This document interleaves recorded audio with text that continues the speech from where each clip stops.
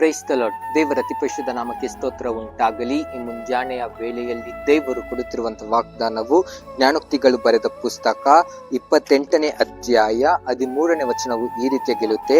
ದೋಷಗಳನ್ನು ಮುಚ್ಚಿಕೊಳ್ಳುವವನಿಗೆ ಶುಭವಾಗದು, ಅವುಗಳನ್ನು ಒಪ್ಪಿಕೊಂಡು ಬಿಟ್ಟು ಬಿಡುವವನಿಗೆ ಕರುಣೆ ದೊರೆಯುವುದು ಎಂಬುದಾಗಿ ಬರೆಯಲ್ಪಟ್ಟಿದೆ. ನನ್ನ ಪ್ರೀತಿಯ ದೇವರ ಜನರೇ, ನೀವು ಮಾಡುವಂತ ತಪ್ಪು ಪಾಪವನ್ನು ನೀವು ಮುಚ್ಚಿಟ್ಟುಕೊಳ್ಳುವುದಾದರೆ ನಿಮಗೆ ಶುಭವಾಗದು ಎಂಬುದಾಗಿ ದೇವರ ವಾಕ್ಯದ ಮುಖಾಂತರ ಮಾತನಾಡುತ್ತಿದ್ದಾರೆ. ನನ್ನ ಪಾಪವು ಯಾರಿಗೂ ತಿಳಿಯಲ್ಲ, ನಾನು ಯಾರಿಗೂ ಹೇಳದ ಹಾಗೆ ನಾನು ದೇವರಲ್ಲಿ ಕೂಡ ನಾನು ಈ ಪಾಪವನ್ನು ನಾನು ಮುಚ್ಚಿಡುತ್ತೇನೆ ಎಂಬುದಾಗಿ ನೀವು ಯೋಚನೆ ಮಾಡ್ತಾ ಇದ್ದೀರಾ. ಅದು ತಪ್ಪು.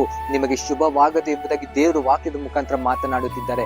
ಹಾಗಾದ್ರೆ ನನಗೆ ಶುಭ ಆಗ್ಬೇಕು ಅಂದ್ರೆ ನಾನು ಏನ್ ಮಾಡ್ಬೇಕೆಂಬುದಾಗಿ ನಾವು ನೋಡುವಾಗ, ನಾವು ಮಾಡಿರುವಂತ ತಪ್ಪು ಪಾಪ ದೋಷವನ್ನು ನಾವು ದೇವರ ಬಳಿಯಲ್ಲಿ ಒಪ್ಪಿಸಿಕೊಟ್ಟು ನಾವು ಪ್ರಾರ್ಥನೆ ಮಾಡಿ ಕ್ಷಮಾಪಣೆಯನ್ನು ಕೇಳಿ ಅದರಂತೆ ನಾವು ನಡೆಯುವಾಗ, ಮತ್ತೆ ಆ ತಪ್ಪು ಪಾಪದ ಕಡೆ ನಾವು ಹೋಗದ ಹಾಗೆ ನಾವು ನಡೆಯುವಾಗ, ದೇವರು ಖಂಡಿತವಾಗಿ ನಿಶ್ಚಯವಾಗಿಯೂ ನಮ್ಮನ್ನು ಆಶೀರ್ವಾದ ಮಾಡುತ್ತಾ ನಮ್ಮ ಕುಟುಂಬಕ್ಕೆ ನಮ್ಮ ಮೇಲೆ ಶುಭವಾಗುವಂತೆ ದೇವರು ಸಹಾಯ ಮಾಡಲು ಆತನು ಶಕ್ತನಾಗಿದ್ದಾನೆ. ಈ ವಾಕ್ಯದ ಪ್ರಕಾರ ನೀವು ನಡೆದುಕೊಳ್ಳಿರಿ, ದೇವರಲ್ಲಿ ನೀವು ಒಪ್ಪಿಸಿಕೊಟ್ಟು ನೀವು ನಡೆಯಿರಿ.